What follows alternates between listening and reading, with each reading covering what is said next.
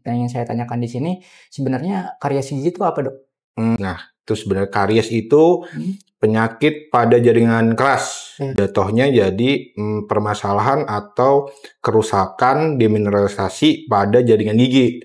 Jadi dia demineralisasi itu proses, jadi harusnya dia jaringannya dia keras, dia jadi hancur atau lunak atau kehancur gitu. Jadi proses pertama itu kan biasanya kalau karies gigi dia prosesnya tuh dari asam karena kebanyakan tuh dia. Pokoknya jaringan sekuat apapun ataupun pokoknya tulang atau gigi kalau dia ada proses pengasaman, biasanya lapisan dia keras tuh bakalan kalah dia.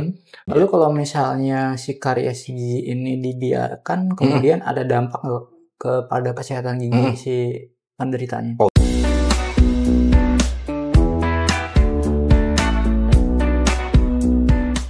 Halo Sobat Pandawa, kembali lagi dengan saya Aditya Ananda di podcast Tanya Dok. Di podcast ini kita akan membahas berbagai solusi, berbagai topik, berbagai permasalahan dan juga berbagai treatment terkait dengan kesehatan gigi dan mulut, estetika dan anti-aging, dan juga penyakit kulit dan kelamin. Dan di episode ini kita akan bahas mengenai kesehatan gigi dan mulut, dan spesifiknya yang akan kita bahas yaitu mengenai karies gigi. Dan tentunya untuk membahas karies gigi saya tidak akan sendirian, saya akan ditemani oleh dokter kami yaitu Dr. Reza. Halo Dok, apa kabar? Halo, baik. Lanjut ya Dok, kita boleh. kali ini membahas terkait dengan karies gigi. Oke. Awal yang di masyarakat kan pasti banyak yang mengalami, tapi mungkin belum juga semua orang tahu terkait dengan karies. Yang ingin saya tanyakan di sini, sebenarnya karies gigi itu apa Dok? Oke, karies gigi. Jadi kita bedah dulu, Mas. Karies. Nah, itu sebenarnya karies itu penyakit pada jaringan keras. Jadi kalau misalnya Mas Adit bilang karies gigi, berarti dia masalah di sini jatuhnya jadi permasalahan atau kerusakan demineralisasi pada jaringan gigi. Soalnya kalau misalnya Mas Adit bilang karies tulang, itu bisa juga berarti dia demineralisasinya atau kerusakannya pada jaringan tulang gitu. Jadi karies itu lebih spesifiknya pada kerusakan pada jaringan keras. Nah, gigi kan itu termasuk jaringan keras, makanya dia bilangnya atau disebutnya jadi karies gigi gitu. Dia. Itu sebetulnya penyebab awalnya kenapa Dok bisa kemudian karies? Oke, kalau misalnya spesifik pada gigi itu penyebab utamanya karena ada proses demineralisasi.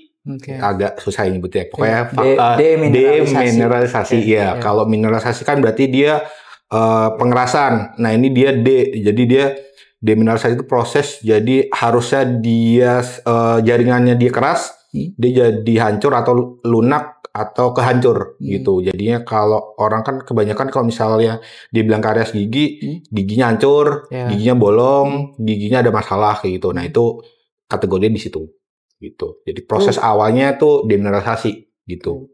Ada gejala khusus nggak yang kemudian dirasakan oleh penderita atau yang mengalami karies gigi? Jadi proses pertama itu kan biasanya kalau karies gigi dia prosesnya tuh dari asam karena kebanyakan tuh dia. Pokoknya jaringan sekuat apapun ataupun pokoknya tulang atau gigi kalau dia ada proses pengasaman, biasanya lapisan dia keras tuh bakalan kalah dia.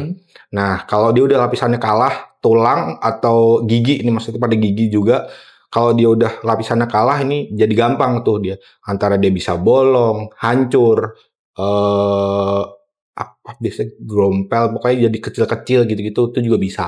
Gitu. Jadi proses pertamanya pasti biasanya pengasaman dulu dia, demineralisasi itu. Pengasaman, habis itu kalau dia udah nyerang lapisan bawah-bawahnya lagi, baru tuh dia biasanya respon badannya, baru tuh dia ngirim sinyal, oh ini ada masalah nih di gigi ini, dianya nyut-nyutan, kemerahan, atau peradangan. Nah, di situ baru.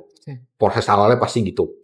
Lalu kalau misalnya si karies gigi ini dibiarkan, kemudian ada dampak nggak kepada kesehatan gigi si penderitanya? Oh iya pasti, kalau misalnya dibiarin, benar, pasti awalnya paling gampangnya kalau kita temuin dalam masyarakat atau yang kasus-kasus pasien gigi bolong, tuh kan dia biasanya.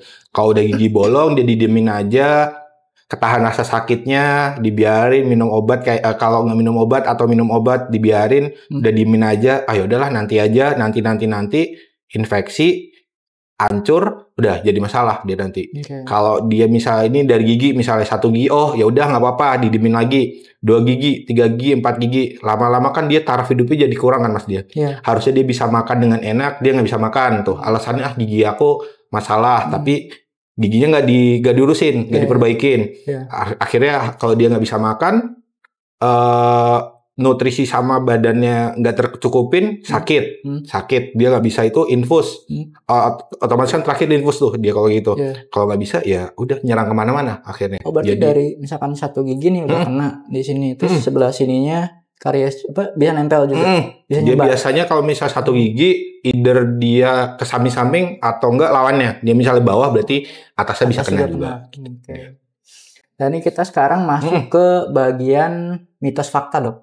Boleh. Di sini sudah disiapkan mitos atau fakta terkait dengan karies gigi. Di sini kita tinggal jawab mitos atau fakta, tapi dijelaskan juga kenapa gitu. Boleh. Nah ini katanya gigi berlubang cuma karena makan yang manis. Enggak. Mitos. Kenapa dok? Banyak mas dia.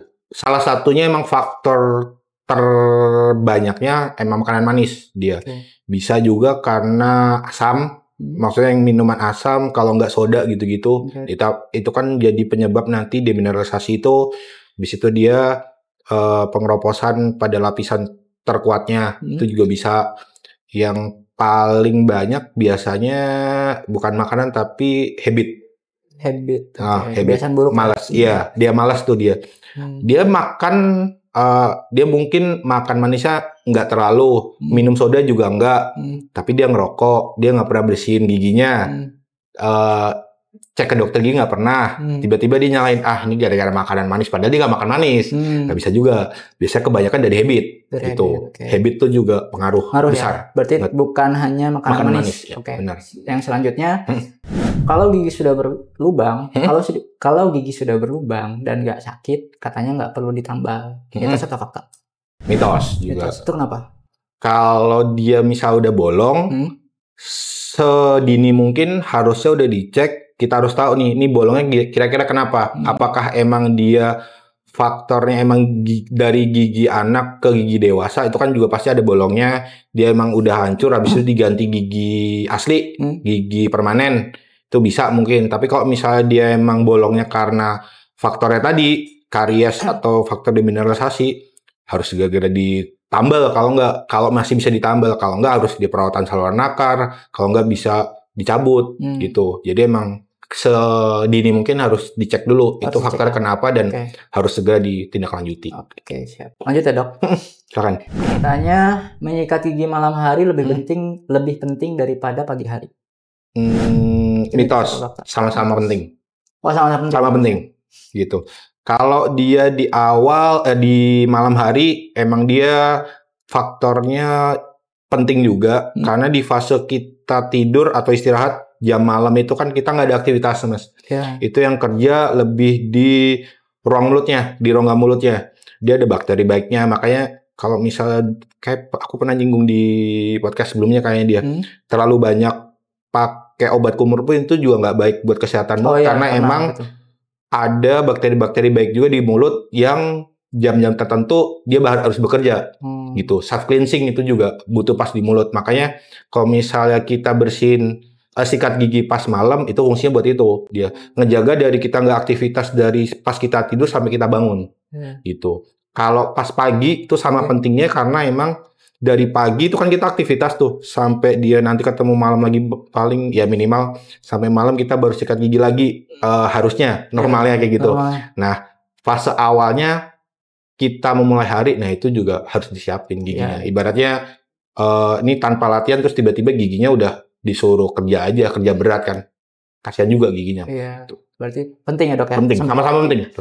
Oke, ada lagi katanya kalau gigi anak-anak berlubang nggak masalah karena nanti juga ganti dengan gigi permanen dia. Logikanya kan udah gigi susu berlubang, udah ntar juga numbuh lagi permanen. Itu gimana? Mitos atau fakta? Mitos. Gigi sulung sama pentingnya juga nanti buat dia tatanan awal buat gigi permanen ya. Oh, strukturnya Jadi, ya. strukturnya benar dia. Kalau nanti pas dia gigi sulungnya atau gigi anaknya dia ada masalah, nanti bisa ngakibatin paling gampang dia nanti paling banyak ditemunya jadi gingsul. Itu paling gampang. Ya, karena emang harusnya dia tanggalnya mungkin umur 6-8 tahun, dia di umur 4-8 tahun udah nggak punya gigi. Gitu. Jadi awalnya dia harusnya tumbuhnya nanti, dia udah tumbuh duluan. Gitu. Jadi yang harusnya giginya nanti dia tumbuh. Ini udah keisi dulu. Gitu. Itu kan harusnya harusnya dijaga, nggak ada karies, bebas karies.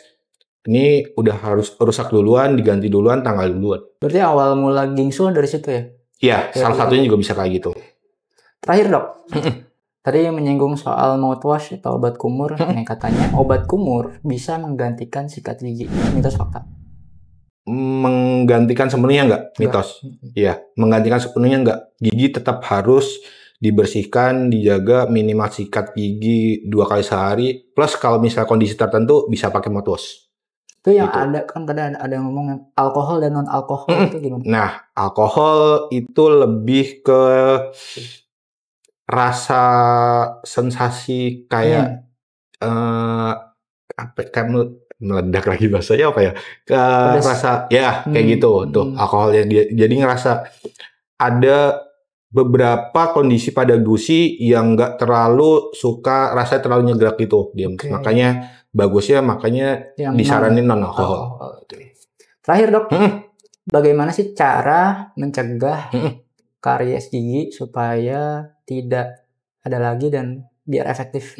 Oke. Ini kayaknya sahabat Pandawa kayaknya udah bosen kayak bilang terus. Pokoknya dia minimal sikat gigi 2 kali sehari itu paling minimal banget ya.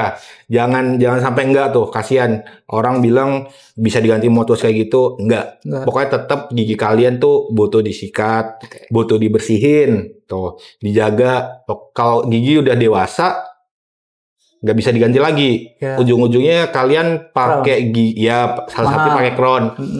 Seenak-enaknya gigi tiruan pasti lebih enak gigi asli. Dari gigitannya, bentuknya, warnanya. Emang sekarang teknologi udah maju, tapi tetap aja paling enak tetap gigi asli. Gitu. Minimal sikat gigi 2 kali sehari. Kalau misalnya ada kondisi tertentu yang dia butuh mouthwash, pakailah. Tapi jangan terlalu banyak. Paling 2 hari sekali. 2 hari sekali itu paling dia. Kalau bisa yang non alkohol. Gitu. Kunjungan kalau nggak periksa cek gigi kalian minimal 6 bulan sekali, kalau nggak setahun 2 kali bisa dia. Minimal 6 bulan sekali. Minimal setahun 2 kali benar kan? Iya, gitu. Ada lagi dok? Minimal 2 kali sekali. Sama kalau misalnya udah ada tanda-tanda, misalnya gigi ngilu, kalau nggak kemerahan, gusi berdarah atau apapun yang kayak kalian ngerasa itu nggak nyaman, kurang nyaman. Cepet-cepet. Udah warning ya itu. Ya, itu badan kalian tuh udah terlalu pintar buat kayak gitu, makanya dia ngasih warning buat kalian cepet-cepet dicek. Oke. Cukup dok? Cukup. Nah, tadi sudah jelas sekali Sobat Pandawa penjelasan dari Dr. Reza terkait dengan karies gigi dan juga kesehatan gigi secara keseluruhan. Maka dari itu penting sekali untuk menjaga kesehatan gigi tadi yang sudah diberikan tipsnya oleh Dr. Reza. Episode kali ini terkait dengan karies gigi dicukupkan sampai di sini saja, tapi jangan khawatir, masih banyak episode-episode selanjutnya yang akan kita bahas terkait dengan kesehatan gigi dan mulut. Makanya jangan lupa subscribe, like, comment, dan share supaya kalian menambah terus informasinya terkait dengan kesehatan gigi dan mulut dan juga layanan medis lainnya di podcast Tanya Dok. Saya Aditya Ananda. Saya Dr. Reza.